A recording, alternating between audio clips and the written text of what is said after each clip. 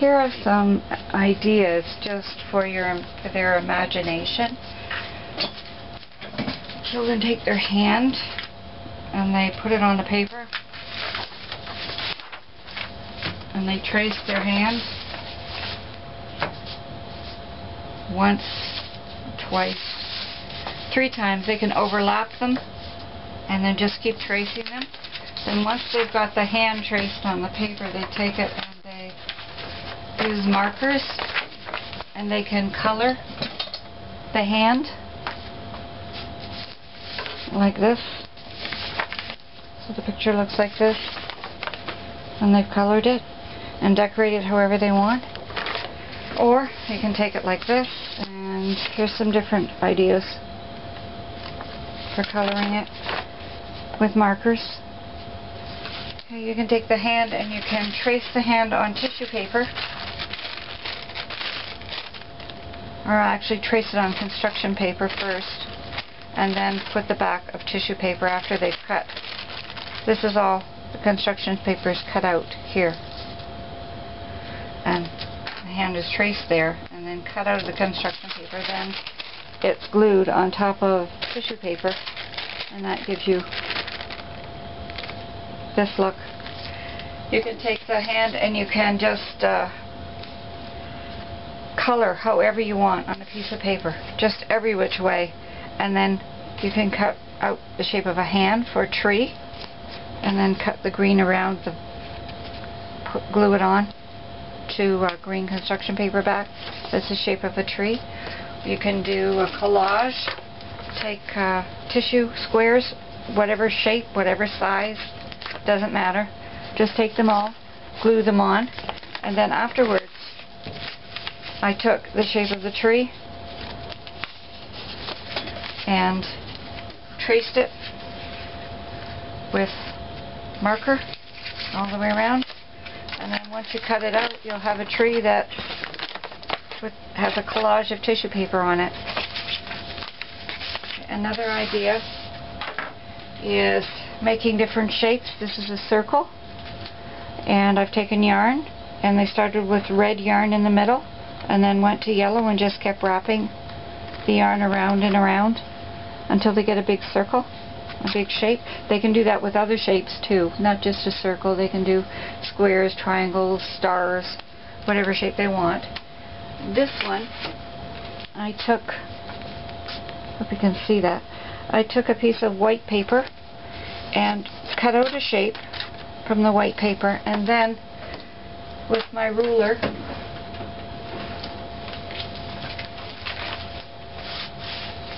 divided it, the shape, in 4, and then just keep using your ruler and keep repeating your lines,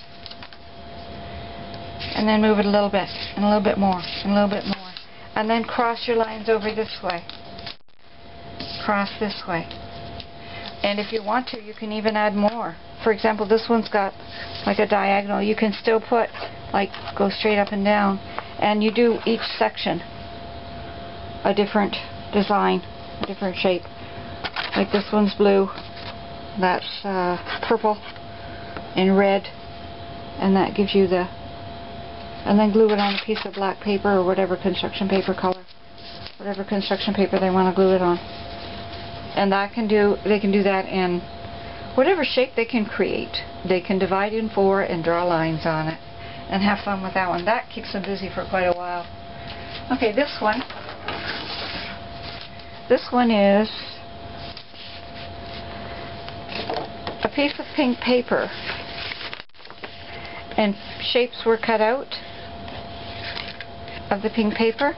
Then you glue the paper with the cutout side on this side of your construction paper, and the pieces that you've cut out you glue on the other side of the half of the paper.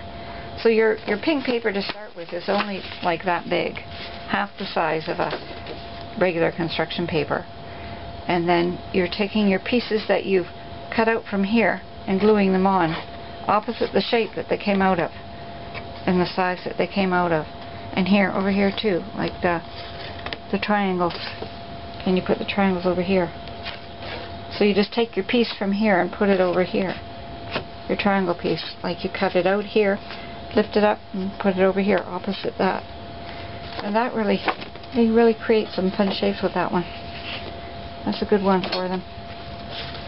I've done the same thing with this one. This was for Valentine's Day or for now, if they want to do shapes. They want to do hearts. Only this one, see, the paper was only this big. Went from here to here. And then they cut out the heart from this side, glued that side on, and then glued the other piece of the heart on here. Now this part of the paper they didn't glue on, they just glued it on the red. And see, there's part of the heart that they've cut out. And they repeated the pattern all the way across. And this is one of your larger pieces of paper. And they can create a pattern with that. Can you see that all right? Yep, they can create a pattern with that. So that's that one. Okay, this one is the same idea, only this is with drawing.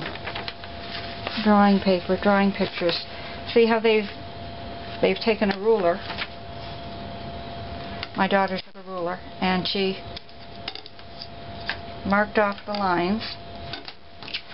Then she drew pictures inside them, like the peace sign here.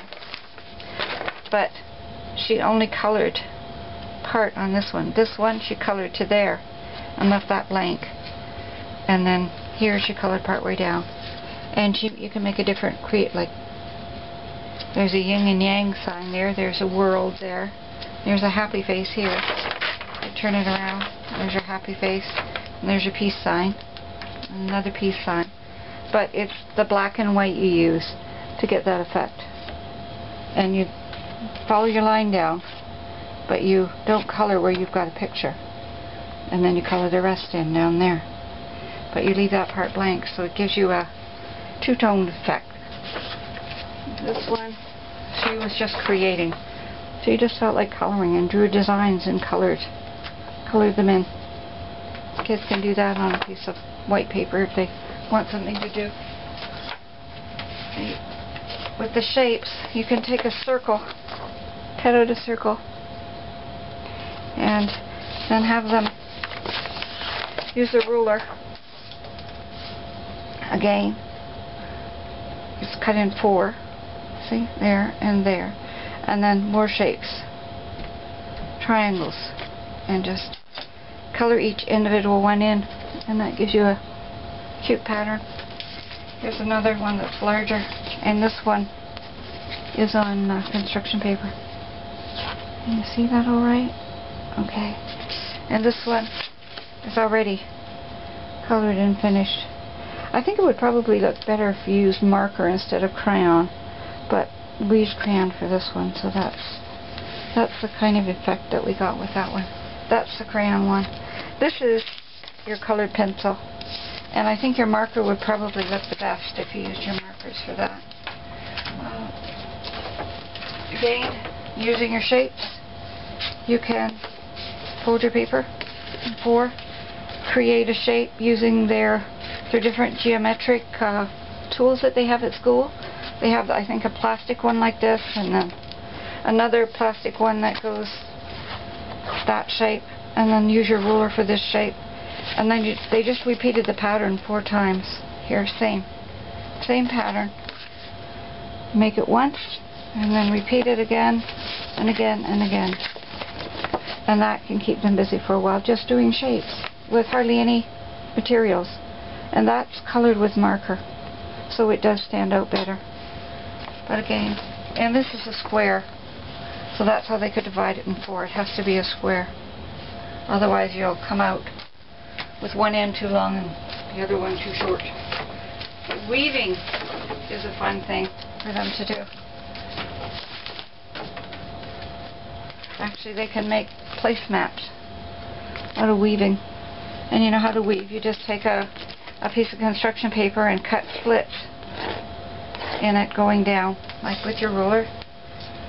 Just take an X-Acto knife or scissors and cut a slit there, another one there, another one there, and there, and keep going. And then once they finish those slits, take thin pieces of paper and just go under underneath, put it through and under, and then on top, and then under and on top. And if you want to make a big one, they can make one like that. See? It really is, and it's two different colors. It's like your black background, but your orange and your white weaving back and forth. This is a large one. It takes a bit longer, but it's not hard, and the results are really nice. There's one where they've weaved on an angle. And this one demonstrating the different types of weaving they can do. And here's a little one. Now the big one, the placemat, what we did was I took them down to the board and I laminated them so that they're clear plastic on top. And you can put them on the bulletin board to show their weaving, or you can use it as a placemat when they have their lunch at lunchtime. And they really feel like they've accomplished something when they do that. So here's the construction paper before. See, here are the slits right here. Here are the slits. And then they've weaved. They put through here the white paper underneath there. Underneath there, there, and there. So this is what the paper looks like here. Maybe I can take it out. There. So you see, you've just taken your white, but it's just splits, cut. Just, you have to be careful. If they're using an X-Acto knife, they have to be careful with that. Okay, just take up that under. Come on. Under, over. Under the slit, over, under, and over, under, and over. That's the basic idea how to do it. And it turns out like this. Cassie did this one. And this was just your standard, your plain one. Now you can get fancy and go on an angle, a diagonal like this one did. And they enjoy that. That's fun. And they feel like they've accomplished something when they finish it too. Now if you're painting in your class at the beginning of the year, you might just want to take some shapes of buildings and have them paint building shapes. And have them draw. And then just paint in the buildings, the tall buildings from a skyscraper or from their view of a big city. And I think that's it for now. Thank you for tuning in. I hope to have more exciting crafts for you soon. And talk to you later. Thank you again. Bye now.